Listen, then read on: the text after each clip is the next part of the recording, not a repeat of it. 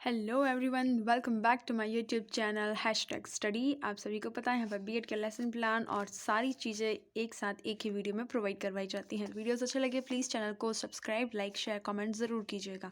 चलिए आज हम करने वाला है हमारा यूनिट प्लान। और देखिए यूनिट प्लान का फॉर्मेट कुछ इस तरह से होता है। 1 2 3 4 2 पेज में होता है। 5 6 7 8 9 ये 9 आपके कॉलम इसमें दिए हुए होते हैं।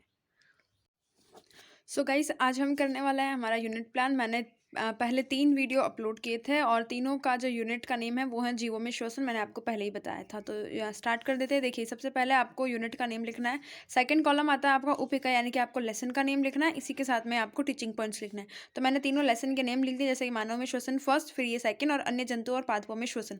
और इन तीनों के जो टीचिंग पॉइंट्स है ना, जिनका हमने मैटर तैयार किया था, वो श्वसन, इसके प्रकार और महत्व, फिर अंतर श्वसन, उच्च श्वसन और उच्छ्वसन और श्वसन दर, फिर आता है कॉकरोच मछली और पादपों में श्वसन। इस प्रकार से आपका ये कॉलम कंप्लीट होता है। फिर आता है आपका शिक्षण उद्देश्य। शिक्षण उद्देश्य वही होते हैं जो हम लेसन प्लान में बनाते हैं, ज्ञानात्मक, अवबोध, ज्ञान उपयोग और कौशल। अब देखिए इसमें हमने क्या किया है, जैसे कि आपके 3 4 5 जितने भी लेसन हैं उन सब में से आप एक एक पॉइंट के जो है वो पॉइंट्स इसमें उठा लीजिए। तो मैंने ज्ञानात्मक, अवबोध और ज्ञान उपयोग कौशल इस प्रकार से बनाए। देखिए विद्यार्थी श्वसन के बारे में प्रत्यास्मरण कर सकेंगे, विद्यार्थी श्वसन क्रियाविधि के बारे में प्रत्यभिज्ञान कर सकेंगे। फिर आता है अवबोध कि विद्यार्थी मानव की श्वसन क्रियाविधि की व्याख्या कर सकेंगे और विद्यार्थी मानव, जंतुओं व पादपों में श्वसन के आधार पर अंतर कर सकेंगे। ज्ञानोपयोग की बात करते हैं कि विद्यार्थी श्वसन से संबंधित ज्ञान का उपयोग अपने दैनिक जीवन में कर सकेंगे तथा उच्च कक्षाओं में अध्ययन हेतु भी इस पाठ का उपयोग कर सकेंगे। 2 सेंटेंस हो गए इनके भी। फिर आता है कौशल। अब देखिए कौशल में आपको चार्ट और मॉडल लेना है, जो भी आपका बेस्ट हो इन सभी लेसन में वो आप मेंशन कर दीजिए। जैसे कि विद्यार्थी मानव श्वसन तंत्र का मॉडल बना सकेंगे, विद्यार्थी मानव, जंतु और पादपों में श्वसन संबंधित चार्ट बना सकेंगे। फिर आता है आपका शिक्षण अधिगम सामग्री। वही सहायक सामग्री तो 2 प्रकार की होती है। सामान्य शिक्षण सामग्री सभी में सेम होती है कि चौक, डस्टर, लपेट फलक और संकेतक।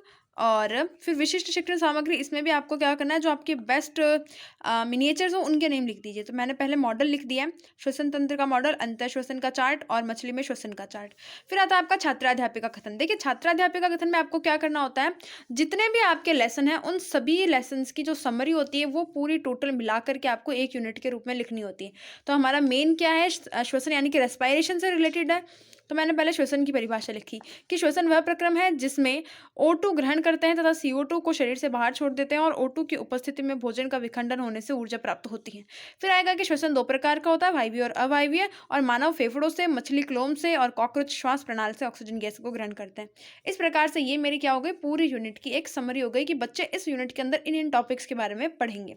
फिर आता है छात्र छात्रा क्रिया। वही कि विद्यार्थी ध्यानपूर्वक सुनेंगे, समझेंगे तथा अपनी नोटबुक में नोट करेंगे।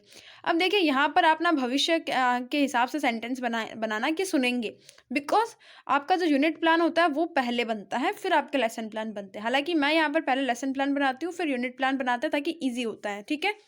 फिर आता है श्यामपट सारांश। श्यामपट सारांश में आपको क्या करना होता है, जो भी आपका एक मिनिएचर जो आपका ब्लैक बोर्ड समरी का है वो आपको यहाँ पर नोट कर देना। आप 2 3 भी कर सकते हैं, मैं हमेशा एक ही करती हूँ, तो मैंने एक जो सबसे बेस्ट होता है उसको कर देते। तो मैंने अंतर श्वसन की यहाँ पर डेफिनेशन लिखी है और उसको ब्लैक बोर्ड समरी के लिए क्या किया, ब्लैक कलर से बाउंड्री कर दिया।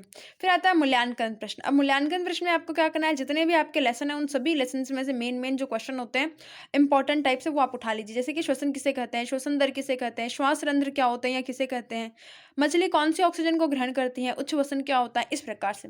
फिर आता है आपका गृह कार्य। अब देखिए गृह कार्य में क्या होता है, एक ही हम अगर एक लेसन बनाया तो उसका एक ही होमवर्क का क्वेश्चन देंगे। यहाँ पर हमारे 3 लेसन है तो मैंने क्या किया है, मेरे पास इतना स्पेस था तो मैंने 3 क्वेश्चन कर दिए हैं, 1 2 3 इस प्रकार से कि श्वसन किसे कहते हैं, इसके प्रकारों को उदाहरण सहित समझाइए, श्वसन क्रियाविधि को सचित्र वर्णन कीजिए और मछली व पादप में श्वसन किस प्रकार से होता है ये समझाइए।